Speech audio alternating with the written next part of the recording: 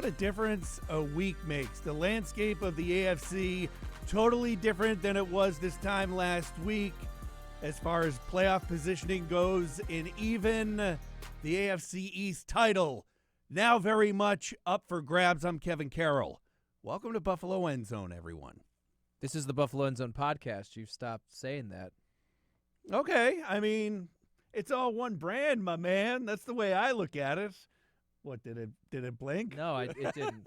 I'm Jon Scott, and I constantly give Kevin a hard time because he's often wrong, and I'm often right. So whenever you hear or see me talking, whether it be on our YouTube page, which you should subscribe to, the Buffalo End Zone podcast YouTube page, or any of the podcasting platforms, make sure you follow along because on top of some Bills stuff, I at least like to think we're entertaining, making fun of each other. At least trying to be, John, and that's really all that counts this day and age, is if you're trying.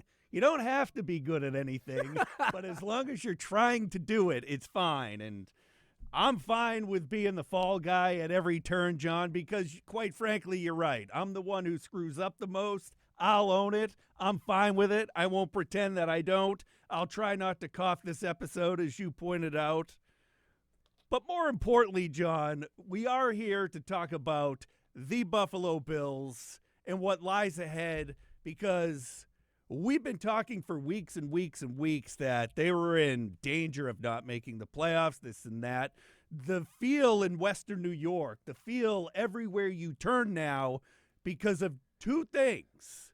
The Bills beat the Chiefs, and I go to bed early now because I'm in at 5 in the morning. Why would a sports guy be in at 5 in the morning? Big morning sportscast. Got it. Big time morning sportscast. So I miss every nighttime sporting event and have to play catch up the next day and wake up and find out the Tennessee Titans beat the Dolphins, and then you're wide awake first thing in the morning like, I got to get into work because now the Bills just 2 games out from that AFC East title that we all basically wrote off. It was an amazing final hour or so of that football game. It started where most of us were dealing with the final week of the regular season of fantasy football, so some of us were trying to fight to make our way into the playoffs, me being one of them. I was eliminated weeks ago. So one of my leagues, I had to win to get in. I was trailing. I had Raheem Mostert, whatever. Nobody cares. Right. But that's why I was initially invested. And then Tennessee scores. They go for 2. You're like, oh, they're actually going for the win here, and they get it. And you're thinking, okay, Miami just needs basically a first down, and they probably can run it out. Then they don't get it. Then Tennessee scores again, and there's all sorts of time on the clock, and then they couldn't get it done. And you're just kind of sitting there afterwards, and at first, again, I'm thinking, holy smokes, I just had this improbable comeback for my fantasy purposes, and this team's going to make the playoffs. But more so in the real NFL playoffs, my goodness, does that open the door for the AFC East and the Buffalo Bills? Because now they're just 2 games back, and when you look at the Dolphins' schedule compared to the Bills' schedule, it's interesting. This weekend is probably the only time of the next 3 before they face each other where you'd say the Bills have the taller task than Miami, because they face the Dallas Cowboys, where the New York Jets, who aren't going away, Kevin, Zach Wilson, the AFC Offensive Player of the Week, they're not necessarily a layup here for the Dolphins, but that's maybe the easier of the two. And then it's Baltimore or Dallas, then Baltimore for the Dolphins, where the Bills now face Easton Stick, the backup in L.A., and then the New England Patriots. And let's say they both go 2-1 in that stretch, or the Bills go 2-1, maybe lose to Dallas, and then Miami goes 1-2. Then you're setting up a Week 18 down in South Florida for the AFC East. Let me play amateur Bills Mafia guy here and just get everybody on the page of, could this be a team of destiny that went through everything they went through, and as you and I kind of both agreed on, kind of have to run the table coming out of your bye week to really lock up your chance at even squeaking in to the playoffs with that cluster of teams all at 7-6 and the Bills losing tiebreakers here and there. And then that happens to the Dolphins. And then you look at what the Jets did, and now maybe the Jets are onto something. And maybe now is Miami's typical December slide a little bit, all hitting at the perfect time. And the Cowboys, we'll get to the game in a bit, all their losses on the road this year. How the Cowboys play in colder temperatures, their record not good under Dak Prescott playing in colder temperatures. Given 50 degrees for tailgate, I'll be there. We'll get to that in a little bit too. But temperatures will dip at Highmark Stadium throughout that game. All this coming together, and then you have the Chargers now without their quarterback. The Patriots, and we'll get to this in a bit, maybe Bill Belichick is going to go on a I'm going to screw up your draft pick next year run and actually put a good Patriots product out there to try and win his final few games. And then you have that Dolphins game. And say what you want, Josh Allen owns the Dolphins. If it's coming down to that, you would have to feel pretty good, even on the road down in Miami. So it's amazing how 1 week and two major outcomes can completely shift the mindset, the confidence level, I would say, because I did a poll before the Dolphins game, so earlier on Monday, saying, all right, they beat the Chiefs. Where's your confidence level in terms of the Bills making the playoffs? A lot of people were in the boat of, I feel better, but I'm not fully there yet in thinking that it's going to happen. I'm sure if I did it again after the Dolphins loss, maybe that would change and more people would be a little more confident. But I still think the Bills got to get to 10 wins, and that still means winning 3 of their last 4.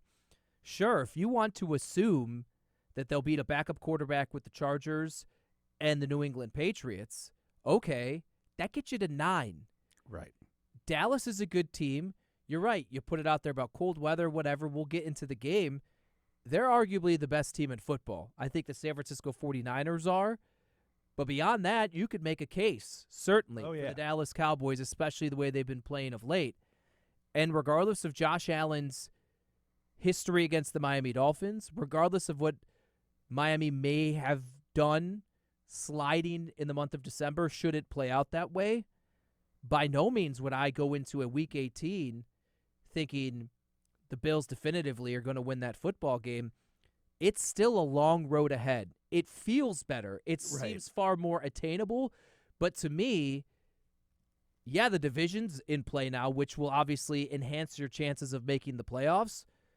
But to me, it is by far a foregone conclusion that simply because the Miami Dolphins lost and the AFC East is now reachable, does this mean that you should kind of take your foot off the gas or maybe kick your legs up and say, all right, at least they're going to get in. We just got to see what it's going to be then. I'm not there yet. That feeling is obviously good throughout the week. I'm sure as we get closer to game day on Sunday, that's going to change. So when you look at that, we talked about that. The Bills have the Cowboys at the Chargers, Patriots, and then at the Dolphins. Dolphins have the Jets coming up this weekend. Then they host the Cowboys. And then their other big game is going to Baltimore to take on a Ravens team that is up at the top right now. So when you look at the final 4 games, that's where that adds a little bit more of that confidence if you're just looking at records and going up head-to-head and what's going on, that gives you a little more hope that, well, one of the wild cards is in play. The AFC East remains legit because of what the Dolphins still have on the table. And I think it's even maybe more so, not who they're playing, but what they're dealing with internally. Tyreek Hill, in my opinion, should be a legitimate contender for NFL MVP. I know he's probably more likely to be Offensive Player of the Year, but that guy, the offense completely changes. He hurts his ankle early in the game. Things completely bog down for them. He's in and out of the game at the back end, but you realize, okay, it's so highly touted, Tyreek Hill and Jalen Waddle as a tandem, but you take Tyreek Hill out there, are you really threatened by Jalen Waddle, Braxton Berrios? I just, like, they're a completely different unit because Tyreek Hill is incredible, and he's having the best season of his career. He's dealing with an ankle injury. One of the reasons they lost that game to Tennessee was when Connor Williams left the game and is now placed on season-ending injured reserve, they slide over a guy who doesn't play center. They're knocking on the door to score a touchdown. There's a fumble snap, and Tennessee gets the ball. That takes some points off the board. They're starting to get banged up in critical positions. They've lost some guys at other levels as well. They're starting to have to deal with what some of the Bills have had to deal with, injuries to key players, and how do you forge ahead and navigate that as your schedule is getting at the toughest point during the most critical point in the season. It's, again, it seems like it's all stacking up really well. Yeah. And it's funny enough to think that, honestly, this week is the least relevant week, I would say, for the Bills and their playoff pursuits because it doesn't factor into the AFC conference tiebreaker scenario, which they are already very far behind.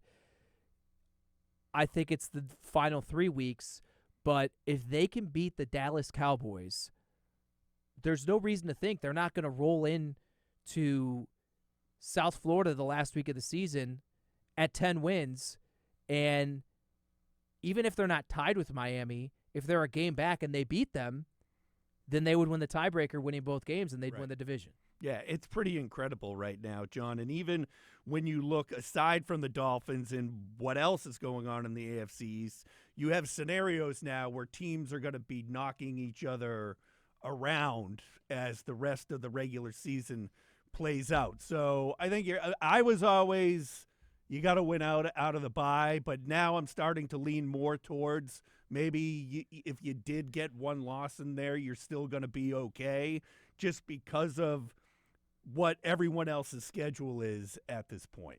10 wins. That's been what I've said the whole time. I thought 10 wins is going to be enough to get them in, again, especially since they're not great in the conference tiebreakers, though I am looking at the teams in front of them. Cincinnati's 3-6 in the AFC, but they beat the Bills. Denver 4-5, same as the Bills, but they beat the Bills. So those are two teams that aren't even in a playoff spot right now that are ahead of the Bills. 4-4, Houston in the conference. They're the 8th seed, one game behind or just outside of Indianapolis, who's sitting 5-4 in the conference, along with the Pittsburgh Steelers, who you look at it and you think, okay, Pittsburgh backup quarterback, Mitch Trubisky. They didn't look great with Kenny Pickett. It amazingly seems to look worse for them. Colts, who knows? Houston, C.J. Stroud in concussion protocol. Gardner Minshew, look at all the backup quarterbacks, and including in Cincinnati, where, like last weekend, you watch it, or if you're looking at, making some bets or whatever, you're like, okay, backup quarterback, and they keep winning. And it's kind of amazing what's going on in the AFC, that these teams in this race with a backup quarterback aren't going away. What I think is going to be the really interesting fallout from this season is, what does this do to the backup quarterback market in the offseason? You look at the Bills. They went with Kyle Allen. Cheap. Right. They've never fully really invested. I like the Trubisky move when they made it, but they haven't had a set it and forget it backup quarterback, and I felt that they needed to. Now you look at all of these teams that have had to play a backup quarterback, and that Cleveland Browns, 4 different quarterbacks have won a game for them. Steelers backup, Colts backup, Houston had to play a backup, Cincinnati's had to play a backup. The Chargers not going to make the playoffs. They've had to play a backup. Vegas has been a mess. The Jets obviously have played Zach Wilson as their backup. New England's been a mess. I mean, that's what, 2/3, 3/4 of the AFC has been dealing with a backup quarterback, where I'm not even going to parse through the NFC as well. That'll just be a curious thing of when teams are looking at the cap and how they want to allocate money. If you're a backup quarterback, could you start to make $5, $7, $8 million a year because teams either want to make sure they have a solid person behind their star who can keep things afloat, or even just, God forbid, someone's lost for the year, doesn't completely waste away your season. That's intriguing. That's like a really forward-thinking way of viewing the madness that has been these unfortunate injuries at the quarterback spot. But I think the Bills could even be in there. Kyle Allen's only on a 1-year deal. I mean, certainly there's not anyone on the face of the planet that could do what Josh Allen does, so if you lose him. But I think, do you think Kyle Allen could come in and do what Jake Browning has done, Gardner Minshew? I don't know if I believe that would happen. Here's the thing. Gardner Minshew's name aside, most of these backups that have had success, I think your casual NFL fan had no clue who these people are. Gardner Minshew, Minshew Madness, you know who he was when he came in for the Colts. But it's the quarterbacks that the Browns have gone through. Now they're at Joe Flacco. You've actually heard of him. And you're like, oh, I know Joe Flacco. And he looked like old Joe Flacco the other day throwing the ball around the field. But then some of these other guys, you're like, you said the guy's name for the Chargers. Stick something? Easton Stick, who, if you look him up online, he looks like someone named Easton Stick, to be honest with you. But so when you look at the whole backup quarterback thing, do I think Kyle Allen could? I don't know. I didn't think half these guys could do what they're doing right now. I thought the Bengals would be toast, and they're hanging around. That's true. That maybe it's unfair of me, and honestly, it would be probably just more on the offensive coordinator. Wait. Was I just right? Sure. All right. I said I'm probably being a bit unfair. The offense just would change. It would have to change. It would look different, and that would honestly just put a lot more on Joe Brady, who I think that conversation for the current team with super stud Josh Allen could be had here shortly. I was going to segue into Joe Brady right now and get to the Bills offense as we hit the final 4 weeks of the season. And first up, as we're talking about Dallas Cowboys, winners of 5 in a row, John. They have a great offense and a great defense.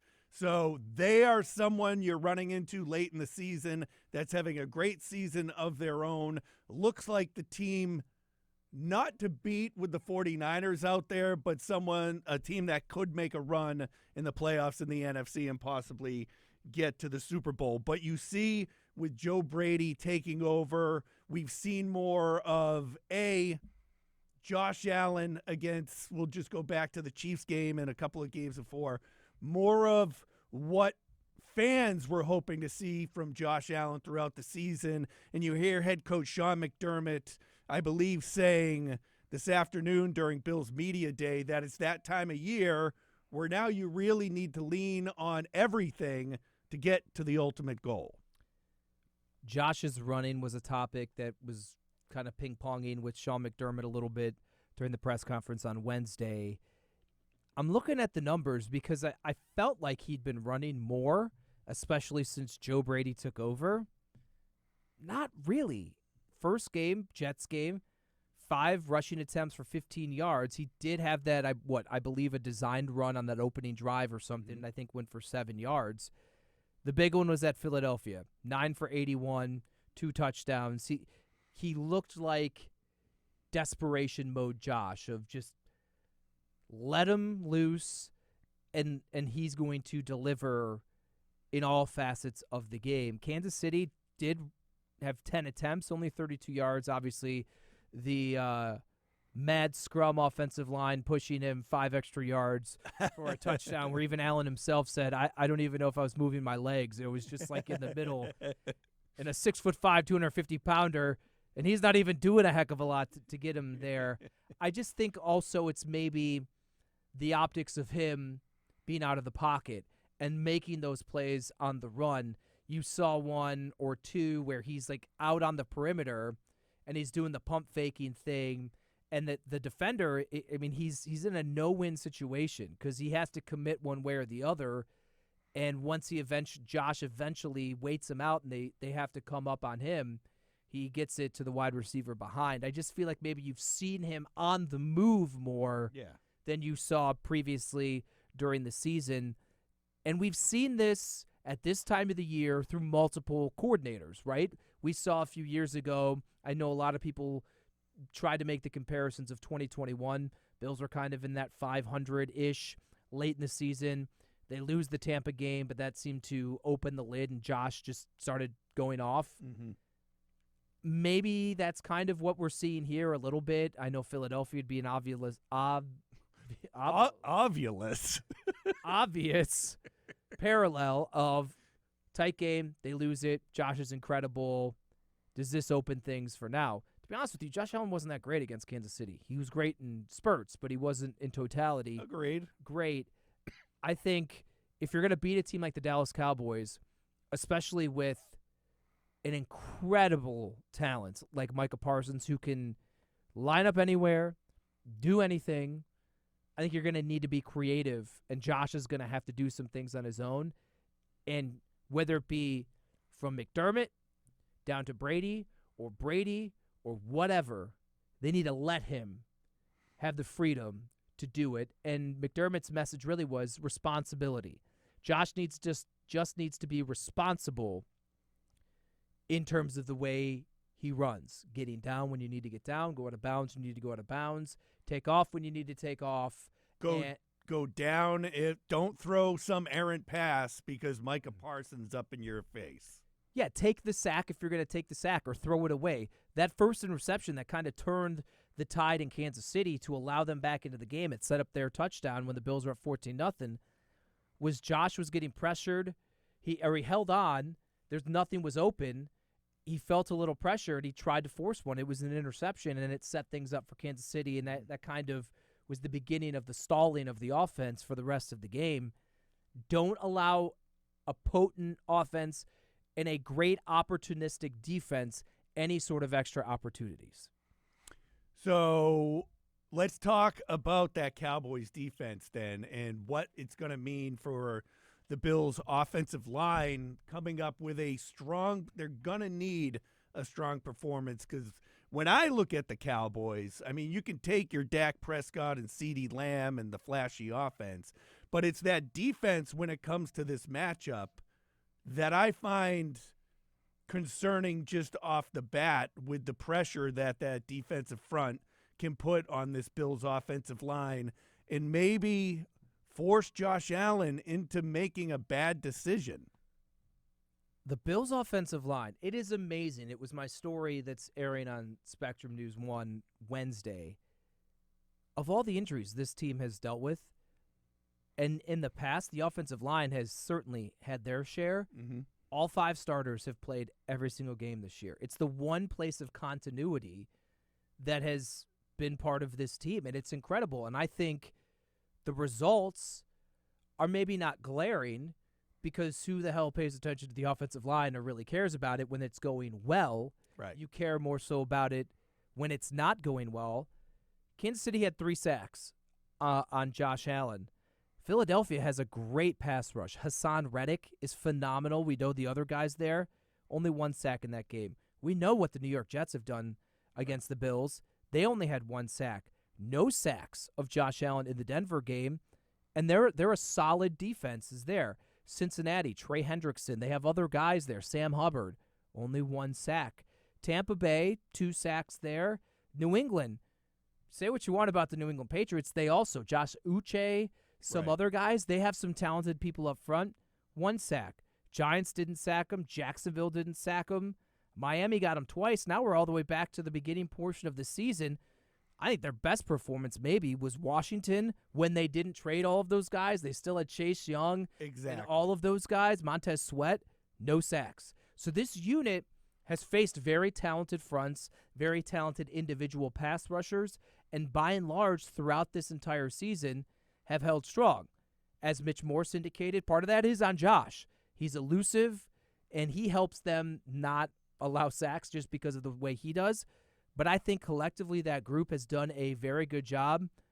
But as good as Chase Young, Montez Sweat, Hassan Reddick, those guys are, Micah Parsons is just a completely different beast. I mean, he is there's been people who have said like Lawrence Taylor, and obviously he's one of the greatest pass rushers of all time. I think the comparison, though, is he's just so physically and athletically different than any other pass rusher in the league. Mm-hmm. It's and as Moore said, he literally lines up everywhere. Like Chris Jones, goes outside, inside. You see that with Greg Rousseau. Like, that's not uncommon, but he does it, and he's elite at every single spot that they put him at. Yeah, so aggressive pass rush by the Cowboys. We've seen a lot of James Cook coming on. I think there's even more of a role for Cook in the passing game in this game coming up, with maybe taking advantage of getting the running back or even the running backs, John. I mean, Ty Johnson has been effective at times, and we've seen since Joe Brady took over these guys more involved in the passing game. We've seen different kind of run schemes coming out, and I still think that with all the weapons the Bills have, right now James Cook is on fire, and I just like what they've been doing with him against the Chiefs and also against the Eagles, even though he had that drop and kind of screwed himself over for a little bit. But I like the look of it. You would think, as Sean McDermott said Wednesday, he's gaining more confidence. He likes what he's seen out of Cook. You would think that if you're gaining confidence in a young player, he's producing and performing and taking advantage of opportunities, you would elevate his snap total. You'd want him more involved. It's not the case. He's actually in a stretch here of 4 games under 50% outside of a few games. They're the lowest snap percentage totals of the entire season. And that's the head scratcher, that he had all those yards against Kansas City, and when you were looking for him towards the end of the game, he wasn't being utilized other than that opening drive of the second half. It's like they need to depend on him more, and actually that probably starts to open things up for Stephon Diggs, the tight ends, and maybe Gabe Davis too. I know there are certain elements of the game that coaches value greatly that fans and maybe even you and I don't.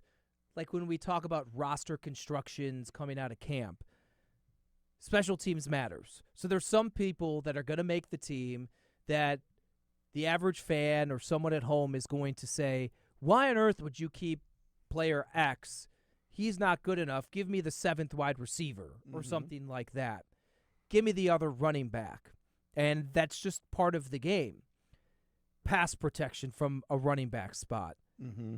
I feel, and I'm not saying it's not important, but I feel like that is weighing heavily here into why James Cook is hovering around the past 4 games, 45% of the snap total, to where I think he should be more like 65, 70. Right. I don't need James Cook necessarily doing a whole lot of pass pro, because I think you should be putting him out trying to catch the football, running routes. And yes, there's going to be some times maybe you have him out wide. Josh makes a read and says, okay, this guy's coming. I need you to come here and pick it up. I don't know. Maybe because he's not out there enough times. I don't even remember a moment where James Cook got blown up and Josh got smoked because James Cook couldn't do pass pro. I mean, listen, they got away with it.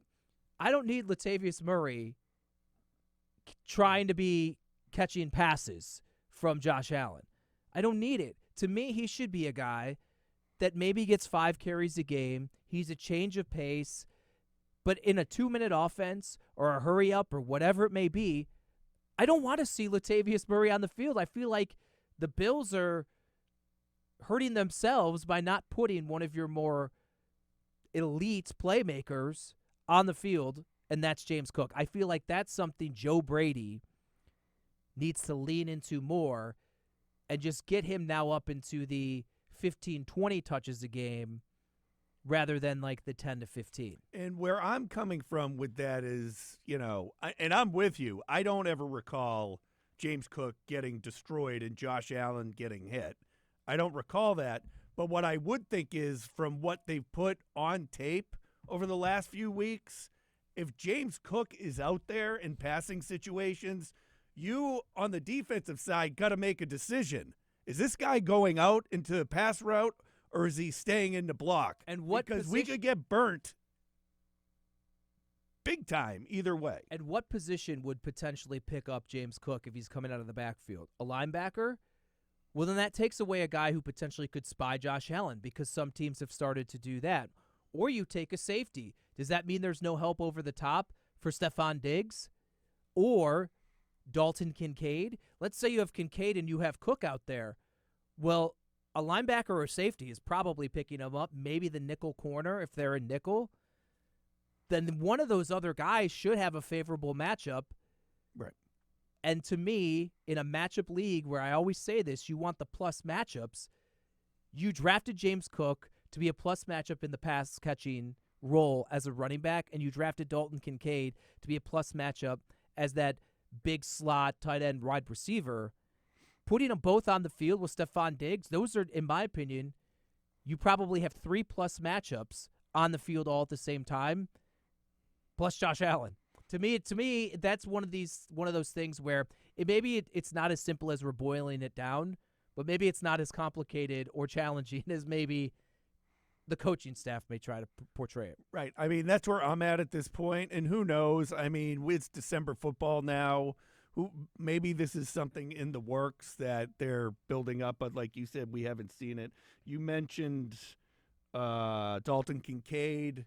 He flashed on the injury report. You hear some people in our newsroom like, oh, no, he's on the injury report. Dawson Knox just coming back.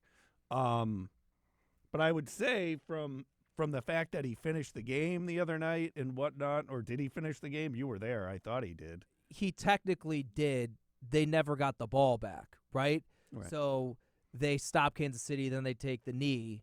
He got hurt, making that one catch late in the game. He was limited in a walkthrough on Wednesday with a thumb and shoulder injury. Apparently the shoulder is a bit of a recurring thing, according to Sean McDermott earlier in the week. I think he's going to be fine. I think he's going to play. If you're already limited at this point, if it was so bad, albeit a walkthrough, but if it was so bad, there's 2 guys on there that didn't participate because their injuries are more significant. I think he's going to be fine. I think it continues to be a wait and see, let it play out as to how Brady's going to incorporate Knox. Right. I think it was, let me see if I can get to my, I did something on the snap counts the other day, and I just need to find it real quick. Here we go. Dalton Kincaid, 60 snaps against Kansas City. Dawson Knox, 36. To be honest with you, I think that's what it should be. I agree. I think the 12 personnel thing is fine. And if, again, you talk plus matchups, it can be a plus matchup, but it doesn't need to be, let's try to shoehorn 12 personnel in here 70% of the time. Mm-hmm. We saw that earlier. I don't think it worked. It didn't. So I don't think it did. I'd rather sprinkle it in as a complementary piece. What they have 77 snaps against Kansas City. Give me 33, a third of the way. If you want to go 12 personnel, there also will be moments that Dalton Kincaid doesn't need to be on the field. You go with just Dawson Knox. I'm fine with that. That also allows Khalil Shakir to continue to be on the field. James Cook can be more incorporated. We've had that conversation last week when Knox came off injured reserve. That's good to me. And so I think I'll be curious to see if the Knox number goes up, and in turn what that then means for everyone else. Kincaid's will probably stay the same, but does Knox get elevated, and then other guys don't see the field as much? Yeah, when you talk about the pass game, John, and this schedule came out, Stephon Diggs versus brother, that is not happening. Stephon Gilmore's return to Buffalo, that is happening. You got the pressure coming up from the front for the Dallas Cowboys, and a defensive backfield that's been pretty solid. Bland stepping in for Gilmore when he went out is actually having a decent year. 6 pick sixes. Decent? What the hell is your bar for decent or good? 10? No, I couldn't think of the number off the top of my head, so I hedged my bet that 6 pick sixes. 6 interceptions in a season is great. Mm-hmm.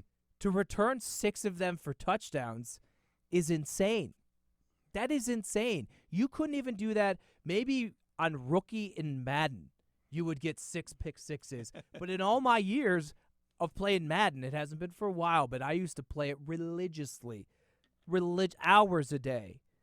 Never did I have 6 picks sixes, which that's the last I'm going to say because it's a tongue twister. It's tough. there. It's tough to do.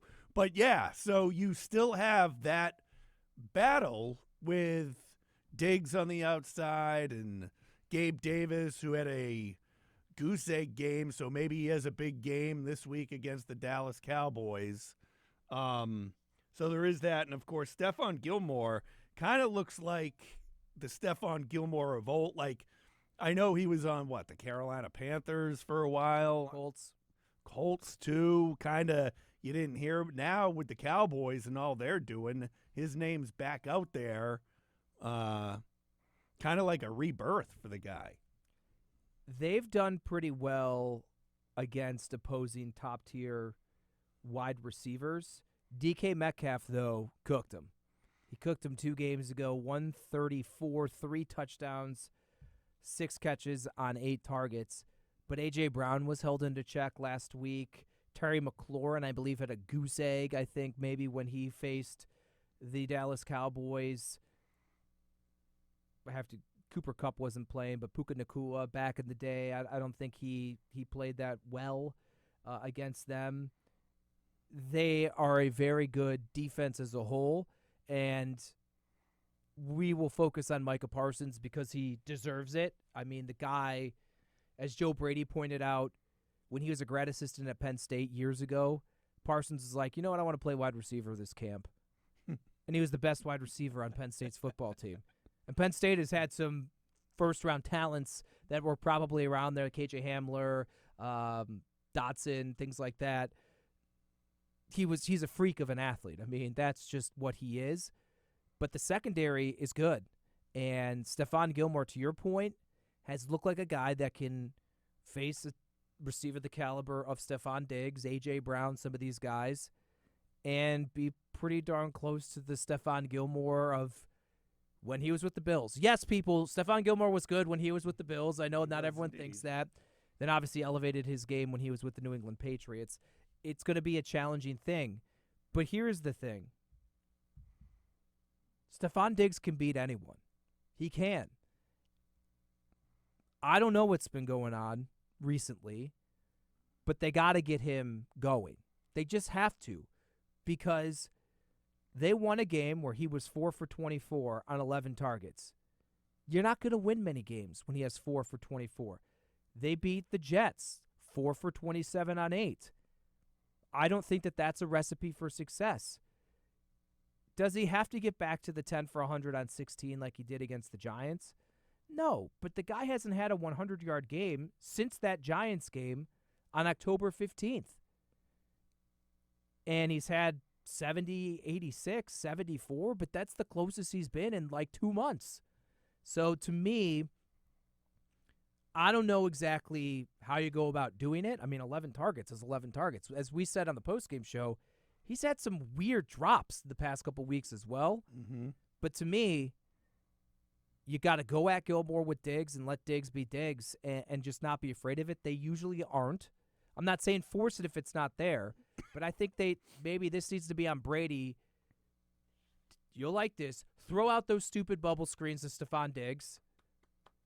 Bravo. And find him more choice routes where he can win closer to the line of scrimmage, because he's one of, if not the best route runners in football. We talk often about getting Josh Allen involved in the game early with design runs. I think Josh talks about that himself. I think that's the case with Stephon Diggs some of the time. Like, they got him involved with one of those dumb bubble screens that I don't like early in the Chiefs game.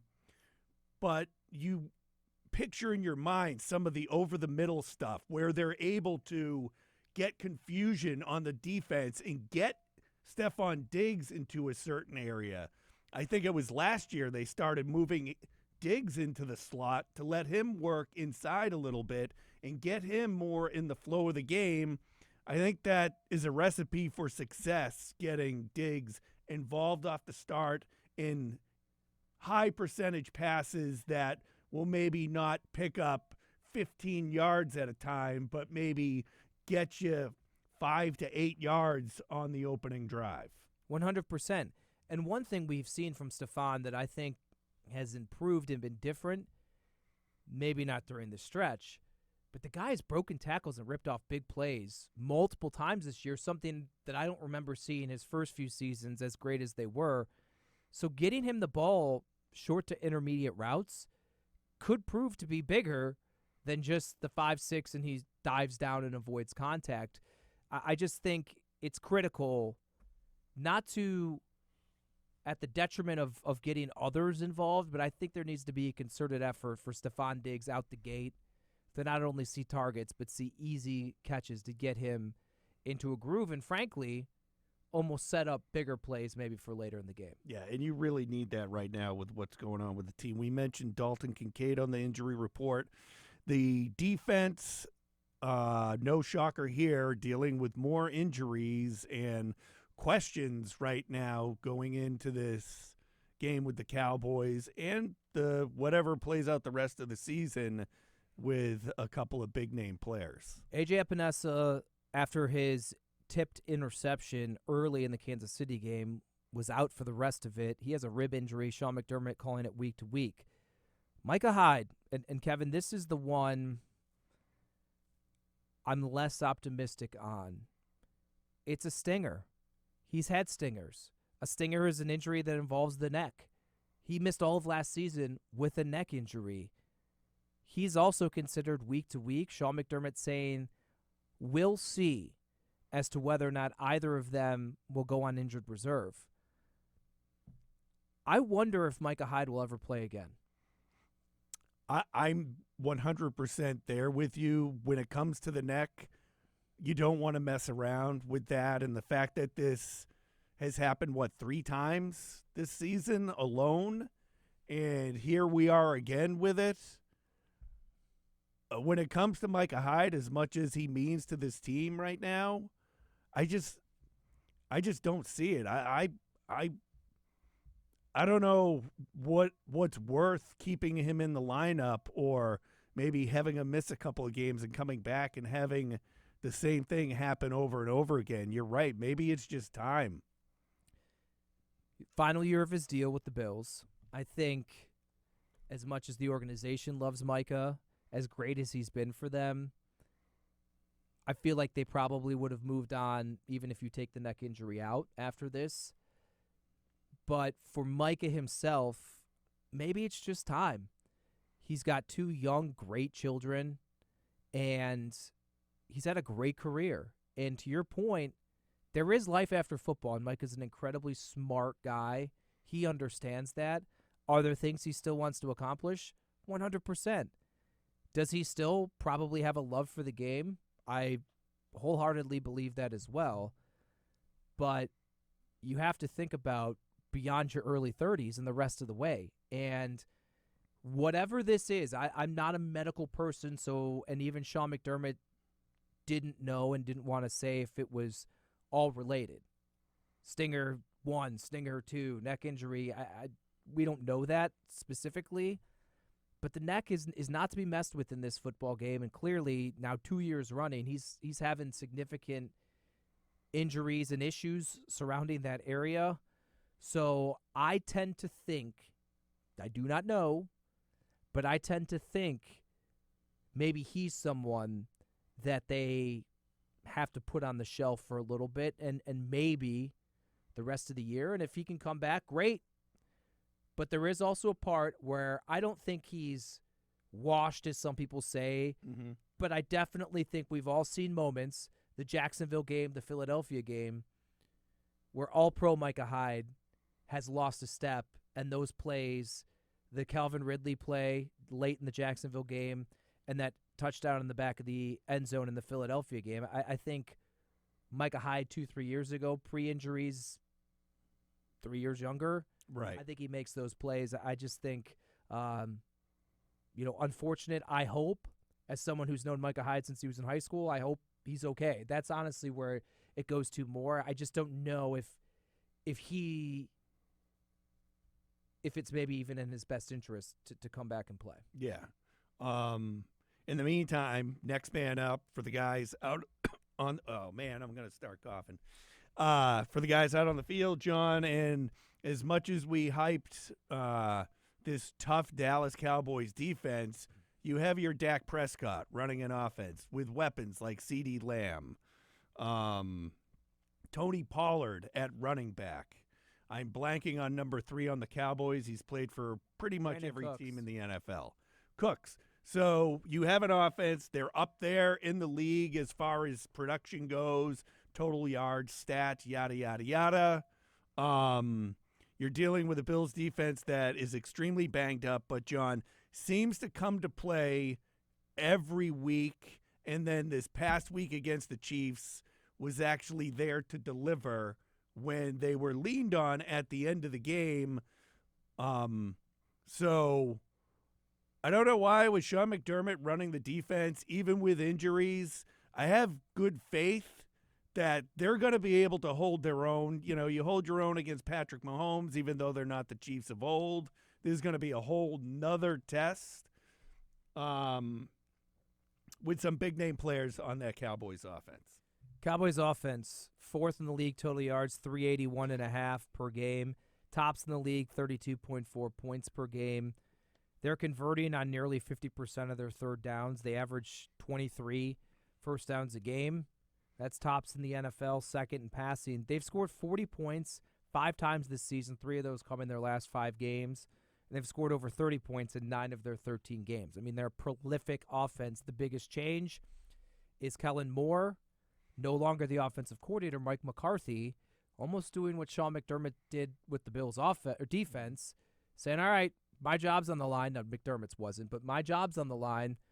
I'm putting the keys in my hands. I'm driving the car. So McCarthy, this is his offense, and it's been taking flight. One thing the Bills have done, very rarely do they, if ever, get blown out. Very rarely do they get let up 500 yards of offense, and they play good offenses. Another thing that they rarely do, and this is where I'm glad you brought up Brandon Cooks, how often does the stud number 1 wide receiver kill him? A.J. Brown didn't, but Devontae Smith had a good game. Jamar Chase didn't, but T. Higgins had a good game. Garrett Wilson's played well, I think, in the first game, kind of. And then the second game, I think he was held into check. Cortland Sutton, I think, was okay. Jerry Jeudy, I mean, that's a different caliber right there. Tyreek Hill didn't really blow off the roof with them. So that's where CeeDee Lamb, another elite wide receiver who's had a phenomenal year, top 5 seemingly in every category in the league. Rasul Douglas has been phenomenal, I think, as he's gotten more confident and comfortable in the defense. I think Christian Benford has played well.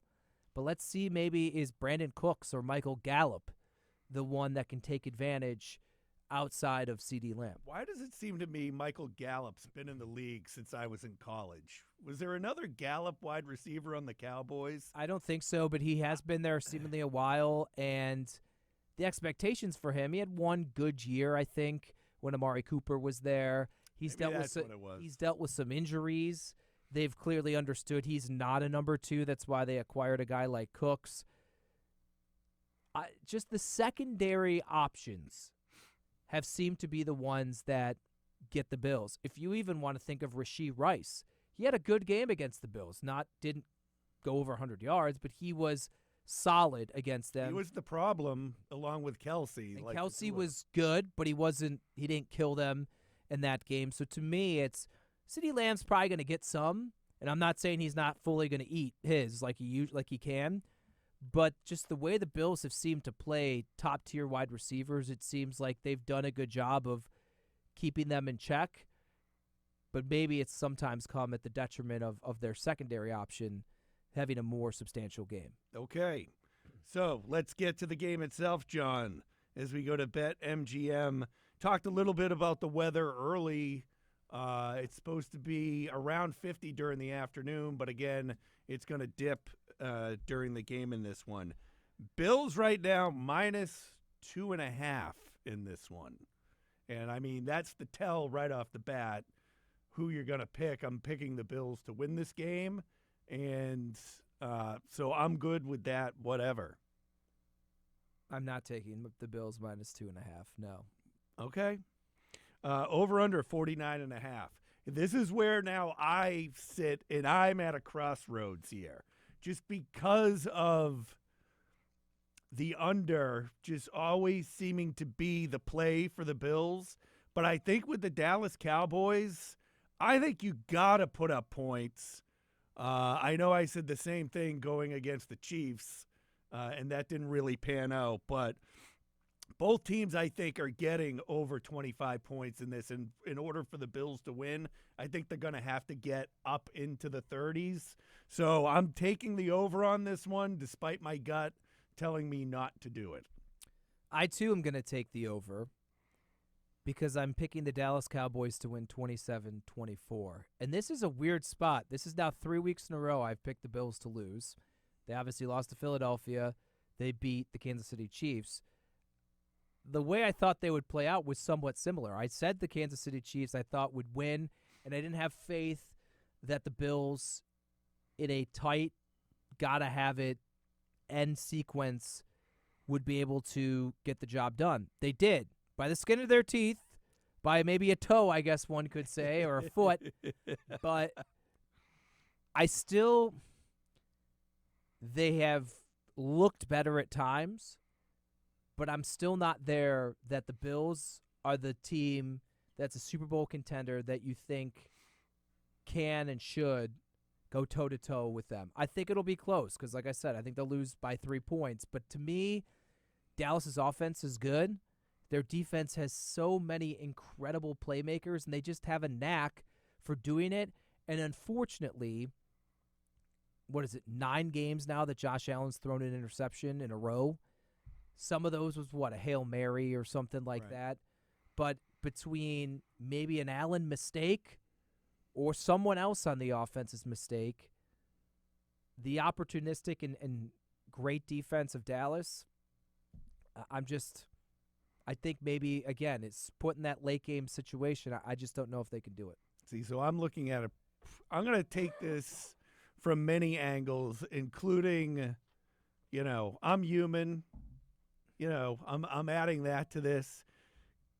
2 of the Cowboys' 3 losses were against good teams on the road, San Francisco and in Philadelphia. That's where they haven't looked well. I think the weather can play a role. I think the fact that they played a big game against the Eagles, and maybe even we're looking at the Dolphins, looking ahead to their big game with the Dolphins coming up as 2 of the top-tier teams at the time in the NFL. And above all, my buddy Sketch, who's coming out to the game, is one of those obnoxious Cowboys fans from the 90s that when the Cowboys beat the Bills, I was in college. I wasn't even like a Bills fan back then, but was so obnoxious. We have all hated the Cowboys ever since, and I just want him so bad to drive 8 hours out here because he thinks that this is a lock and just leave with his tail between his legs, and I can just annoy the heck. Now, he's bigger than me. He could probably kick the crap out of me. He still can, but I'm that guy. So that's playing a role in it too. But I think when you look at this Dallas Cowboys team, they beat the crap out of bad teams. They have trouble on the road against good teams. And I think that the Bills are in a spot right now where they're good enough to cause the Cowboys problems and possibly start to pull away in this one. And I'm looking at like a 38-27 win for the Bills. Whoa. Speaking of beating the crap and a friend coming into town, should I meet you up after the game? Because the last time you had friends or family in town, we met up at an establishment afterwards. Jon threatened to beat up an 80-year-old man. That is not how it actually went down. He was being rude to me. He was to be clear, he was a Patriots fan who assumed we all walked in not as reporters, but as Bills fans, and was trying to give us crap about the loss, and Jon wasn't having it. And now everyone's back on my side because it was a Patriots fan that's obnoxious. I think everyone probably listening can relate to that. Yeah. You used to be one. Hey-o. Interesting segue. Bill Belichick. News coming out from Tom E. Curran out of NBC Sports Boston that Bill Belichick's out at the end of the season, that the decision was actually made following the Patriots' loss to the Colts over in Germany, that the Krafts will be moving on from Bill Belichick. I hinted at this earlier. You know, you don't fire Bill Belichick during the season, but I also don't know if you let him know he's out and that he's not going to have that Patriots first-round pick, that's not going to him. It's going to someone else, and he might be somewhere else at the time. I don't know if the Patriots are going to start making a run at this because Bill Belichick's going to do more. I don't see the Patriots as a good enough team to really do anything. You have to have talent to make a run. That's their biggest problem. Bailey Zappi looked really good last Thursday. I mean, against the Steelers. But listen, I'll believe it when I see it, right? I mean, I've heard stuff about Brady for a while. I'm not disputing or diminishing the credibility of Tom Curran, but why hasn't anybody else seemingly backed this up as well? I'll believe it when I see it. It's an incredibly challenging and fascinating decision. I spoke about it with Adam Schefter last week about just how is this all ultimately going to play out. I don't know, but I'm sure from a Bills fan perspective, after being tormented for so long by that organization and Belichick in particular and Brady, to see it end the way it is. I mean, how often do things end well for anything of that's lasting that long? It's certainly been a crash rather than a slow fall. I always quote The Dark Knight. You stay the hero long enough, you eventually become the villain. They were the villain the entire time. I'm talking about, from a Patriots perspective, that Bill Belichick is so... The fan base is totally turned on Bill Belichick. That's right because now. I won't say it. Spoiled bunch of brats for 20 years with their championships. John, as I had mentioned... Did they even know Irving Fryer was on the team, or did everyone just 2000, 2001... hits, and that's like there's no, it's like BC and AD, but Patriots, a lot of people don't think the organization existed until 2001. No, it's amazing. Like I have said a number of times on here, I grew up in the 80s and 90s, aside from the two random Super Bowls in there. Patriots get smoked by the Bears, and then in the 90s they lose to the Packers. The Patriots were the bottom of the barrel, were the team they are now. Ironic they bring back their 80s uniforms a few times because this team looks like the team that I watched growing up in New England and couldn't stand and never rooted for them. But then there's people like my nephew who just assumed the Patriots were in the playoffs every year because that was his life, born in the early 2000s, and now is getting a dose of reality that, by the way, everything goes in cycles. And while the Bills were really good in the 90s, the Patriots were a one-win team every year. I still remember being in college when the Patriots finally it was Drew Bledsoe, beat Jim Kelly in Orchard Park. The same feeling is out here when the Bills beat Tom Brady. It was incredible. We finally did it. So it all comes and goes. I don't even know how we got here. I'm trying to get to the next topic, John. Like I said, I have friends coming out from Connecticut who are Cowboys fans, going to the game. I don't know if it's a sign of getting old, but my question to you is, a big game like this, better to go to the game and be there to see it, or is it better to be warm inside, maybe at home, maybe at a bar, and just enjoy the game with friends, watching it on a gigantic TV? It's tough because of the job. My opportunities to go to games in the actual traditional setting is rare, but I still prefer going.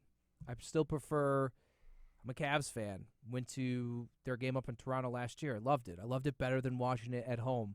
Baseball games.